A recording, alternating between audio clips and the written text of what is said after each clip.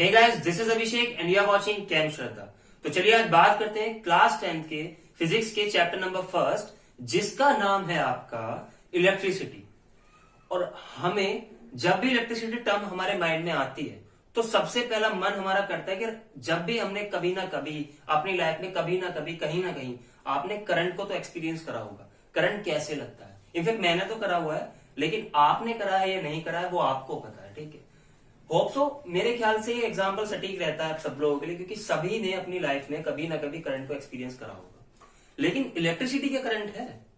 क्या इलेक्ट्रिसिटी जो है वो करंट है या करंट इलेक्ट्रिसिटी है? ये सारे डाउट्स आज मैं आपको क्लियर करने वाला हूं। सबसे पहले डाउट क्लियर करने से पहले मेरा आपसे एक क्वेश्चन है। क्वेश्चन है ये आपसे मेरा कि जब हम स्विच ऑन करते हैं किसी भी लाइट का, जब हम स्विच ऑन करते हैं या किसी भी पर्टिकुलर आपका सर्किट डायग्राम है उसका स्विच ऑन करते हैं, तो क्या ऐसा फिनोमेना होता है उसके अंदर कि आपका बल्ब जल जाता है, आपकी लाइट जल जाती है। ठीक है, आपकी लाइट नहीं जलती, सर्किट की लाइट जल जाती है। ठीक है, तो क्या ऐसा फिनोमेना होता है उसके बारे में आज ब्रीफ में बात करने वाले इस चैप्टर के अंदर। तो मेनली जो इलेक्ट्रिसिटी होती है वो आपकी दो टाइप की होती है। Electricity has two types. अगर मैं बात करूं इलेक्ट्रिसिटी के बारे में, इलेक्ट्रिसिटी इसके दो टाइप्स होते हैं। पहला स्टैटिक इलेक्ट्रिसिटी,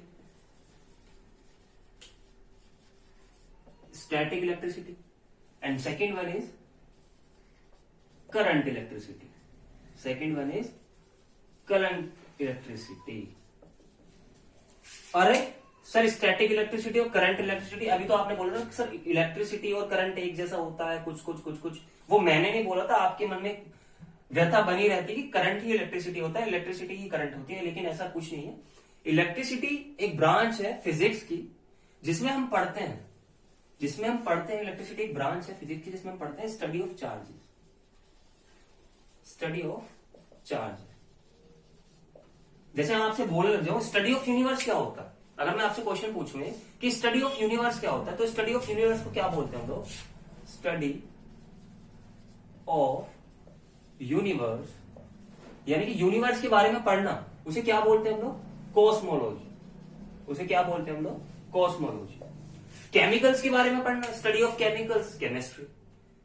ठीक है, अब इलेक्ट्रिसिटी क्या होता है? Study of charges. अब चार्जेस कैसे हो सकते हैं? अब पर्टिकुलर कोई भी एक इंसान है, अगर आप उसकी आइडेंटिफिकेशन बता रहे हो तो आप उसकी दो तरीके की आइडेंटिफिकेशन बताओगे। क्या कि ये शांत कैसा रहता है, जब ये शांत रहता है तब कैसा बिहेव करता है, और जब ये थोड़ा चलता है, जब वायलेंट हो जाता है तब कैसा बिहेव करता है। ठीक है, सेम एज चार्जेस के अंदर हमारे क्या होता है? चार्जेस के अंदर जब चार्जेस मोशन में नहीं होते हैं, यानी चार्जेस अगर रेस्ट पे होते हैं, चार्ज अगर आपका चार्ज एट रेस्ट, यानी कि जब चार्ज रेस्ट पे है तो वो स्टैटिक इलेक्ट्रिसिटी के अंदर आता है। अब सर मुझे एक बात बताओ, जब चार्ज ही रेस्ट पे है तो इलेक्ट्रिसिटी कैसे जनरेट होगी उसके अंदर? इस डाउट को भी क्लियर करूंगा मैं आपके। करंट इलेक्ट्रिसिटी क्या है? Flow of charge.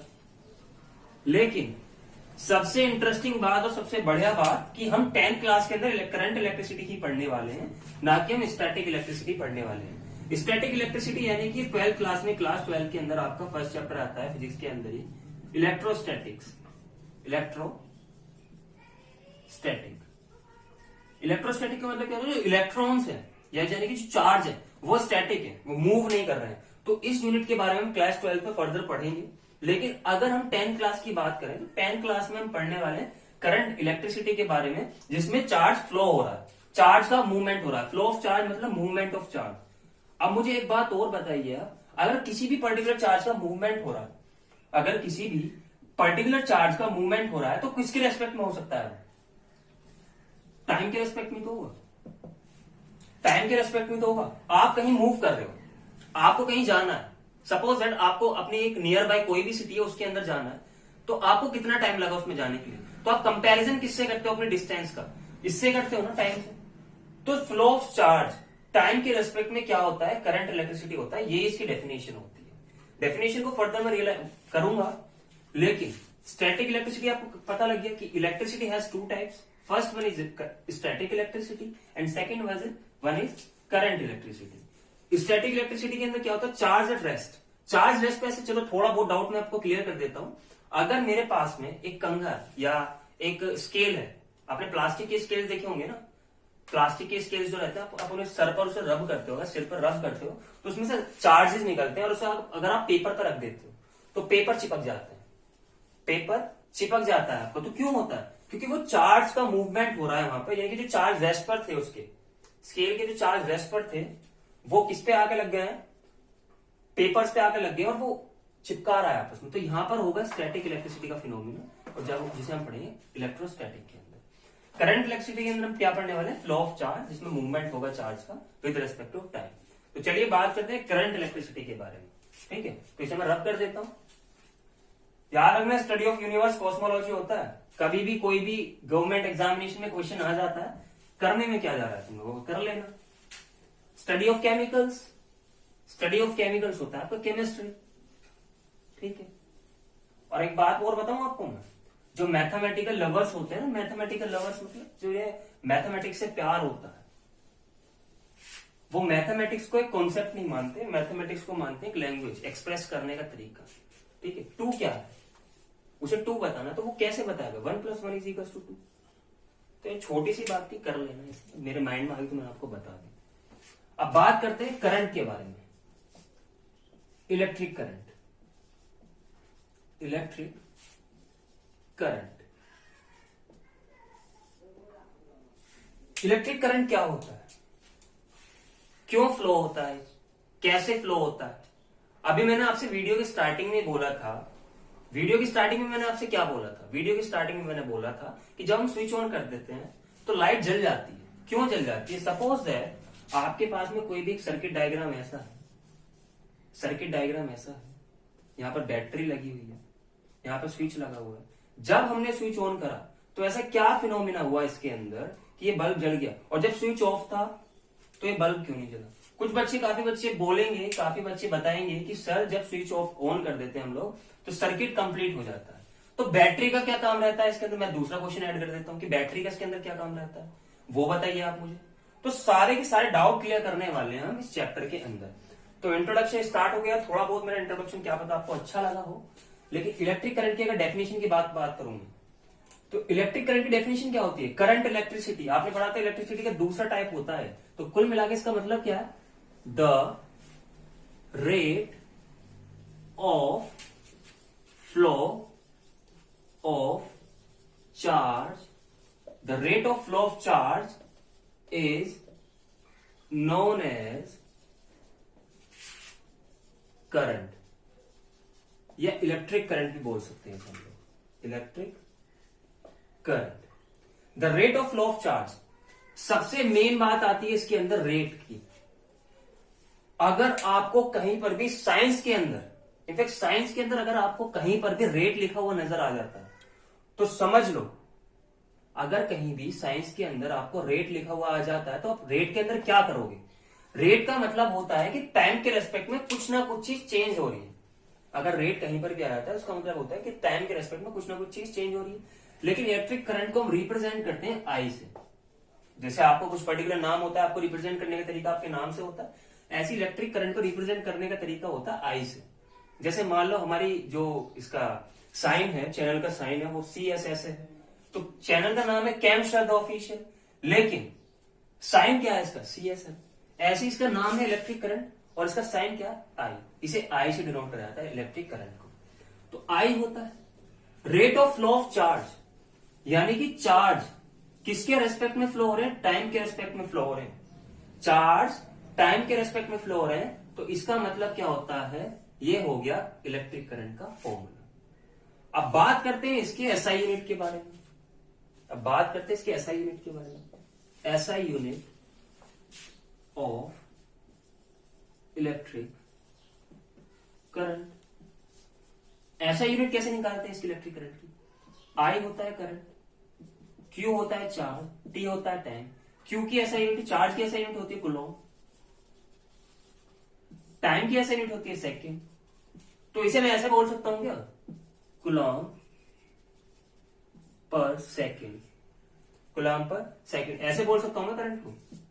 करंट को ऐसे बोल सकता हूँ कूलम्ब पर सेकंड। सेकेंडली दूसरी तरीके से हम ऐसे भी लिख देते हैं, अगर आप 11th क्लास में फर्दर आओगे तो उसमें पढ़ोगे कि सेकंड जब नीचे रहता है उसे इनवर्स में लिख देते हैं। सिंपली आप इसे आप अभी याद कर सकते हो, लेकिन इसे ऐसे भी लिख सकते हैं कूलम्ब सेकंड इनवर्स। लेकिन एक टर्म आती है कूलम्ब और सेकंड इनवर्स को हम क्या बोलते हैं, कूलम्ब और सेकंड इनवर्स को अगर साथ में मिलाकर हम बोलते हैं, इसे बोलते हैं हम लोग एम्पियर। तो इससे क्या पता लगता है कि SI unit of current is equals two ampere. Ampere sir आपने अब इलेक्ट्रिक करंट, तो ये तो क्लियर हो गया आपको। अब आपका क्वेश्चन ये है कि सर आपने इलेक्ट्रिक करंट तो मुझे पढ़ा दिया, इलेक्ट्रिक सर्किट क्या होता है, एनसीईआरटी के अंदर इलेक्ट्रिक सर्किट भी दिया हुआ, इलेक्ट्रिक सर्किट होता क्या है उसके बारे में बताओ आप मुझे। ये इलेक्ट्रिक सर्किट के बारे में कैसे पढ़ेंगे, क्या स्विच ऑन करने के बाद में फिनोमिना हुआ कि वो चार्ज फ्लो हो गया।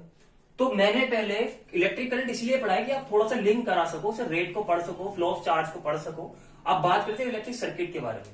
जब करंट आपने पढ़ लिया तो इलेक्ट्रिक सर्किट आपको इजीली समझ में आ जाएगा। तो आप मेक श्योर आपका इसका स्क्रीनशॉट ले लो।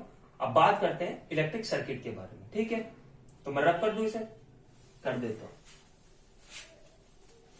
अब बात करते हैं हम लोग इलेक्ट्रिक सर्किट के बारे में। सर्किट सर्किट सर्किट, ये मुन्ना भाई एमबीबीएस वाला सर्किट नहीं है, ये इलेक्ट्रिक सर्किट है, ठीक है। जुरंदर होते हैं ना, बता देते हैं कि सर्किट ये सर्किट बार, वो वाला सर्किट नहीं है। तो नेक्स्ट पॉइंट लिखते हैं हम लोग इलेक्ट्रिक सर्किट। अगर मैं सर्किट डायग्राम बनाऊं किसी भी पर्टिकुलर, जैसे मान लो एक सर्किट डायग्राम, यहां पे बैटरी लगती है, इतना सबको पता रहता है नॉर्मली, ये बल्ब लगता है, ठीक है। अगर मैंने स्विच ऑन करा तो इलेक्ट्रॉन्स निकले, चार्ज फ्लो हुआ और ये जल गया, और ये ऐसे आके घुस गया इसके अंदर। तो बैटरी का क्या काम था इसके अंदर, पहला डाउट बैटरी का क्या काम था। तो सबसे पहले पढ़ लेते हैं इलेक्ट्रिक सर्किट के बारे में। तो इसका इलेक्ट्रिक सर्किट मतलब क्या कि ये क्लोज्ड ही तो है। करंट ऐसे तो नहीं जा रहा कि करंट यहां से निकला और करंट यहां से बाईपास रोड से निकल के आ गया यहां से करंट, ऐसा तो नहीं है। इसका मतलब तो फिर ये अगर बल्ब के पास भी खड़ा, अगर हम लाइट के पास भी खड़े जाते तब भी हमें करंट निकल जाए, क्यों, वो तो बाईपास से भी निकल के आ सकता है। ऐसा कुछ नहीं है। एक closed and continuous path for electric current, यानी करंट के लिए एक क्लोज और कंटिन्यूअस पाथ का मतलब कि उसमें बीच में कुछ भी रुकावट ना हो। तभी तो ऐसे होता है कि आपने स्विच इतनी यहां पर ऑन करा है और लाइट इतनी दूर जाके जल गई इतनी इजीली, जल्दी से। कभी आपने देखा कि स्विच ऑन करो, आप जल्दी से भाग के जाओ और देखो कि हाँ अब लाइट जली है, ऐसा कुछ नहीं होता ना। तो एक क्लोज और कंटिन्यूअस पाथ रहता है। कंटिन्यूअस पाथ का मतलब है कि स्पीड बहुत ज्यादा रहती है इसके अंदर, ठीक है। तो बात करते हैं क्या कि इलेक्ट्रिक सर्किट की जो डेफिनेशन होगी वो क्या होगी, closed and continuous path of electric, a closed and continuous path of electric current is known as electric circuit। अगर किसी को बच्चे को राइटिंग समझ में नहीं आ रही है तो मैं साथ साथ में प्रोनाउंस भी करता रहता हूं, तो आप उससे इजीली समझ सकते हैं। तो इलेक्ट्रिक सर्किट क्या होता है, a closed and continuous path of electric current is known as electric circuit. Electric circuit normally ऐसे बनता है।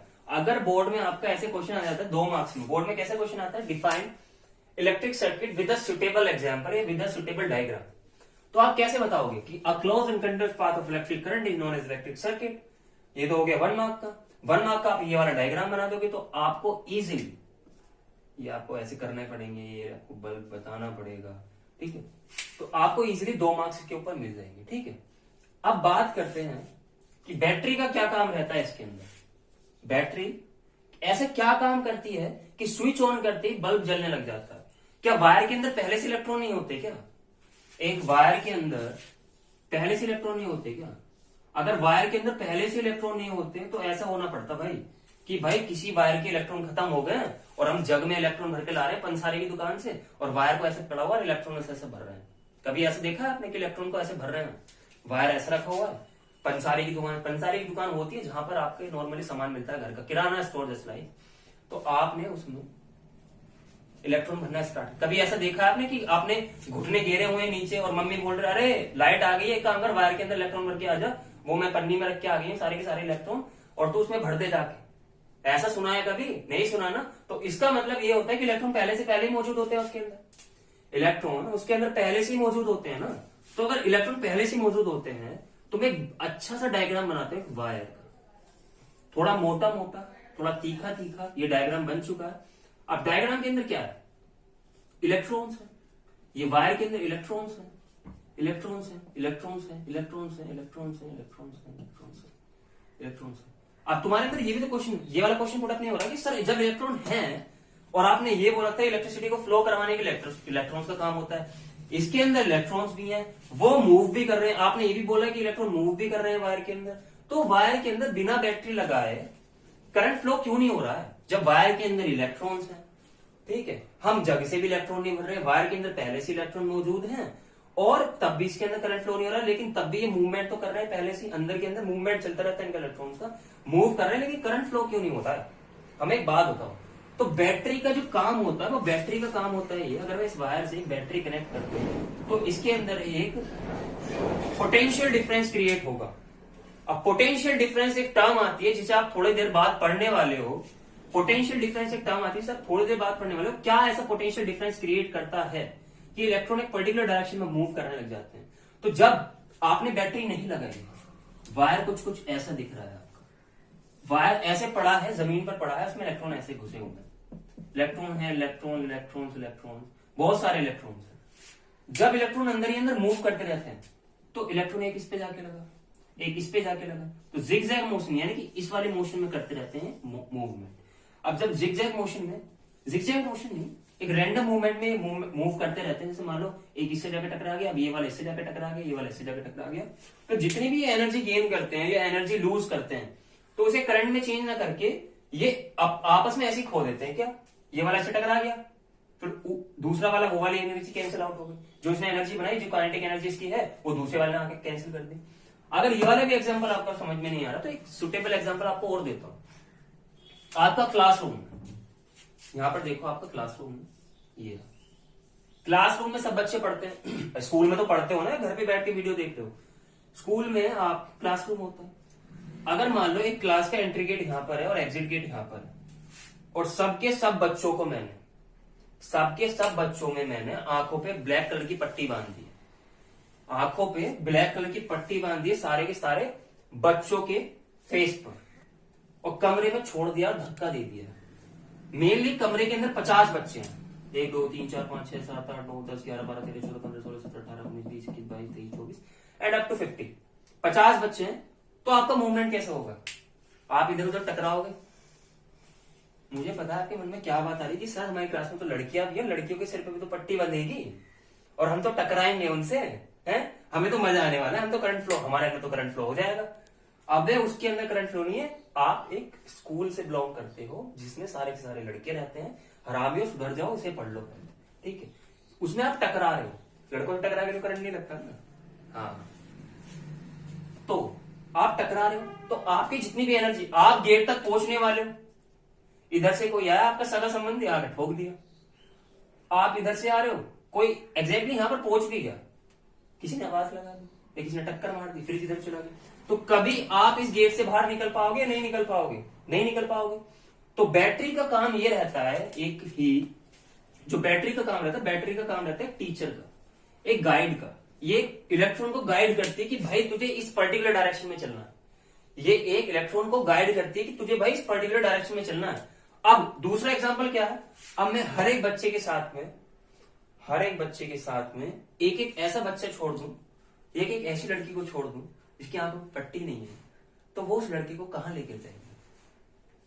गेट के बाहर लेकर जाएगी, ठीक है? उस लड़की को गेट के बाहर लेकर जाएगी। तो कुल मिला के उस लड़की ने उस लड़के के साथ में क्या काम करा? एक टीचर का काम करा, एक गाइड का काम करा। गाइड का काम कैसे करा कि जब उसने एक लड़की का हाथ थामा, उसने ऐसे हाथ पकड़ा, उसने बोला चलो मैं तुम्हें गेट को एग्जिट कराऊंगी, मैं आपको एग्जिट का रास्ता दिखाऊंगी। तो एक पर्टिकुलर डायरेक्शन मिल गई इस बंदे को, सारे के सारे बच्चों को एक पर्टिकुलर डायरेक्शन मिल गई, तो वो अब जा रहे हैं। ऐसे करंट के अंदर क्या होता है, जो बैटरी होती है पोटेंशियल डिफरेंस क्रिएट करती है बैटरी एक पोटेंशियल डिफरेंस क्रिएट करती है जिसके अंदर इलेक्ट्रॉन क्या कहते हैं, भाई हमें चलाने वाला आ गया, अब हमें एक पर्टिकुलर डायरेक्शन में मूव करेंगे। जब पर्टिकुलर डायरेक्शन में मूव करते थे, जिगजैग मोशन में मूव करते हैं, और जिसके कारण यहां से इलेक्ट्रॉन निकलता है, पॉजिटिव टर्मिनल से बैटरी के इलेक्ट्रॉन यहां से निकलते हैं इलेक्ट्रॉन और यहाँ पे आके घुस जाते हैं, तो एक सीरीज में करंट फ्लो हो जाता है। तो अभी फिलहाल के लिए अगर आपको पोटेंशियल डिफरेंस अभी क्लियर नहीं है, तो अभी आप ये समझो कि एक बैटरी एक टीचर का काम करती है जो इलेक्ट्रॉन को गाइड करती है कि आपको एक पर्टिकुलर इस डायरेक्शन में चलना है। और जब इलेक्ट्रॉन फ्लो हो गए, एक वायर के अंदर इलेक्ट्रॉन फ्लो हो गए, तो करंट भी फ्लो हो गया। लेकिन सबसे इंटरेस्टिंग बात इस चैप्टर के अंदर मुझे ये लगती है, मुझे नहीं सबको लगती है, कि जो इलेक्ट्रॉन का फ्लो रहता है, मान लो अगर इलेक्ट्रॉन इस डायरेक्शन में जा रहे हैं तो करंट का फ्लो हमेशा उसके अपोजिट डायरेक्शन में होगा। करंट का फ्लो हमेशा उसके अपोजिट डायरेक्शन में होगा। तो कभी बोर्ड के अंदर क्वेश्चन आ जाए कि अगर इलेक्ट्रॉन की डायरेक्शन एक पॉजिटिव से निगेटिव की साइड में है या साउथ से नॉर्थ की साइड में है, तो करंट की डायरेक्शन जो होगी वो कौन सी डायरेक्शन होगी, तो आप बता सकते नॉर्थ से साउथ की तरफ होगी। तो आप इजीली बता सकते हो, 1 मार्क का क्वेश्चन आ जाता है, तो आप मेक श्योर आप इसे कर लेंगे।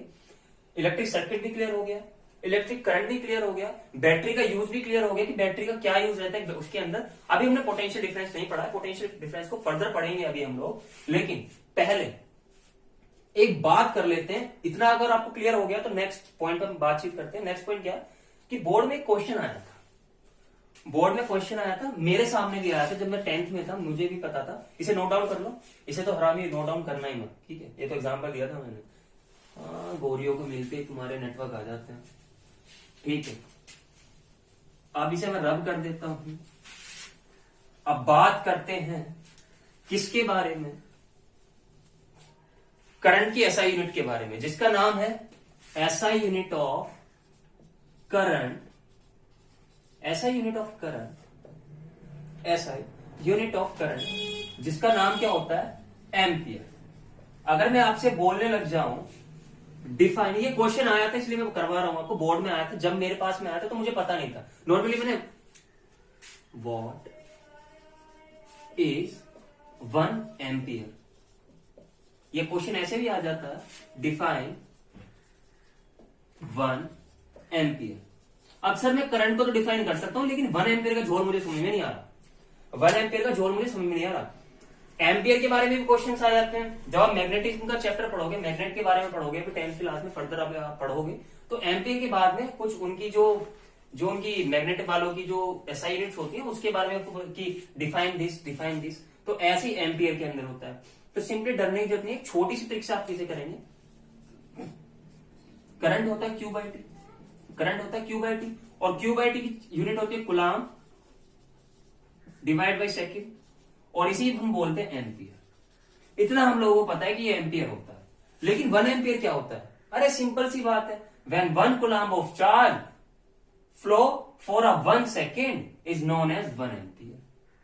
अगर 1 एम्पियर की डेफिनेशन में लिखूं तो व्हेन, नॉर्मली जो करंट की डेफिनेशन होती है वो क्या होती है, the flow of rate of flow of charge, ठीक है, the rate of flow of charge. लेकिन अगर 1 एम्पियर की बात करूं, ये ऐसा यूनिट की बात चल रही है यहाँ पे करंट की, 1 एम्पियर डिफाइन करने की बात करूं तो 1 एम्पियर किससे डिफाइन होता है, करंट से थोड़ी ना डिफाइन होता है एम्पियर, इससे डिफाइन होता है, इस फॉर्मूले से डिफाइन होता है। इस फॉर्मूले का क्या है, कूलाम ऑफ सेकंड। 1 एम्पियर कब होगा, यानी कि जब 1 coulomb of charge flows for a 1 second, यानी कि व्हेन 1 कूलाम ऑफ चार्ज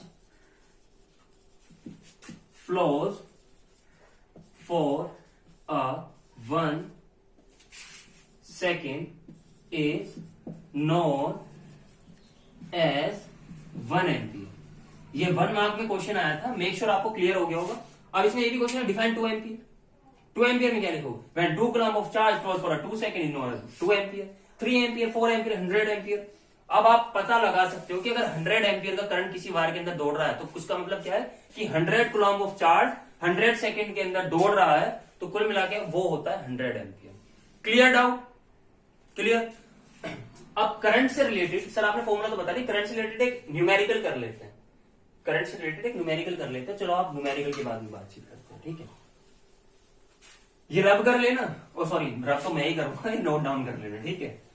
दिमाग पता नहीं कहाँ जा रहा है मेरा, शायद मैं अभी भी उस बात के बारे में सोच रहा हूँ।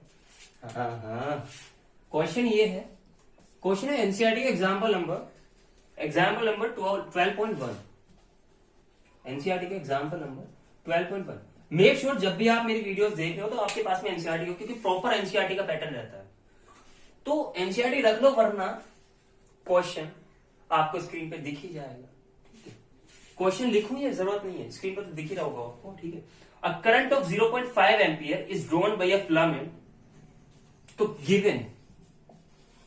अब मेन बात आती है सर, न्यूमेरिकल्स तो हम कर लेते हैं क्या, आई हो गया ये, क्यू हो गया ये, एस हो, टाइम हो गया ये हो गया, नेमली फॉर्मूले इनपुट करो और आंसर आ जाओ। स्कूल में भी सर मैं ऐसे ही करके आया था, लेकिन मुझे प्रॉपर मार्क्स नहीं मिल पाए थे। लेकिन बोर्ड में अगर आपने ऐसे कर दिया ना, तो एग्जाम में पहले घर से लड़के आता, ठीक है, अपनी मतलब अपनी हाउस वाइफ से लड़के आता है, किसी और से लड़के नहीं आता। लड़के आते तो जब आपकी ऐसी रिप्रेजेंटेशन देखोगे, इतनी बहुमूल्य चीज आपकी देखेगा, तो आपको नंबर देने का मन करेगा, है? मैं तो घुटने गिरेगा, मुंह फोड़ दूं आप लोगों को, ठीक है। ऐसे नहीं होगा, मजाक कर रहा हूं। आप ऐसे देखो, गिवन लिखना है आपको, बिल्कुल अच्छे तरीके से गिवन लिखना। अब क्वेश्चन में क्या दिया हुआ, a current of 0.5 ampere is drawn by a filament. एक करंट जो दौड़ रहा है 0.5 एम्पियर से, तो करंट क्या हो गया, I is equal to 0.5 ampere. Second क्या चीज दी हुई है, of an electric bulb for 10 minutes. 10 minutes, कितने मिनट्स, टाइम दिया हुआ है 10 मिनट्स। क्लियर। अब आपको क्या निकालना है, निकालना है आपको find the amount of electric charge that flows through the circuit. आपको क्यू निकालना है। अब आपको छोटी सी नीट एंड क्लीन में एक राइटिंग लिखनी है, वी नो से पता लगता है कि एग्जामिनर को पता है कि बच्चे को भी पता है। एग्जामिनर को पता लग जाता है कि हाँ बच्चे को भी पता है, वो बिल्कुल नीट एंड क्लीन तरीके से रिप्रेजेंट कर रहा है अपने क्वेश्चन को, ठीक है। ये छोटा सा क्वेश्चन है, जब आपके बड़े बड़े क्वेश्चन आएंगे उसमें रिप्रेजेंटेशन ज्यादा अच्छा लगता है, इसमें तो नॉर्मली थोड़ा बहुत अच्छा नहीं लग रहा होगा, ठीक है। तो we know I is equal to क्या होता है, क्यू बाई टी, यानी करंट होता है चार्ज डिवाइड बाई टाइम। तो आई कितना दिया हुआ है 0.5 एम्पियर, क्यू कितना दिया हुआ निकालना है, टाइम दिया हुआ 10 मिनट्स। अब 10 मिनट्स को सेकंड में कन्वर्ट करना है, मल्टीप्लाई बाय 60। तो क्यू सेकंड में क्यों कन्वर्ट करा सर, जब मैंने आप बच्चों को एम्पियर पढ़ाया था, तो एम्पियर का मतलब होता कूलम पर सेकंड, यानी कि यहाँ पे टाइम जो होगा वो सेकंड में होगा हमेशा। अगर ये एम्पियर में तो हमेशा सेकंड में होगा, तो आपको सेकंड में कन्वर्ट करना पड़ेगा, और मिनट को सेकंड में कम कन्वर्ट करने के लिए आपको 60 से मल्टीप्लाई करना पड़ता है। तो क्यू कितना हो गया, क्यू हो गया आपका आई इंटू टी। आई की वैल्यू पुट कर दो, आई की वैल्यू कितनी 0.5 इंटू 10 इंटू 60। तो क्यू कितना हो गया 5 इंटू 10 5 इंटू 60। तो क्यू इज इक्वल टू कितना हो गया 300 कूलम। 300 कूलम। तो क्लियर, होप सो आपको क्लियर हो गया होगा क्वेश्चन। तो अभी तक के लिए इंट्रोडक्शन में आपके लिए इतना ही था। नेक्स्ट वीडियो में हम पढ़ेंगे पोटेंशियल डिफरेंस के बारे में, ठीक है। अभी तो हमने पोटेंशियल डिफरेंस थोड़ा बहुत पढ़ा था क्या होता है, एक टीचर की डायरेक्शन दे दी थी, लेकिन नेक्स्ट वीडियो में हम पढ़ेंगे पोटेंशियल डिफरेंस के बारे में, ठीक है। तब तक के लिए बाय, धन्यवाद, थैंक यू वेरी मच।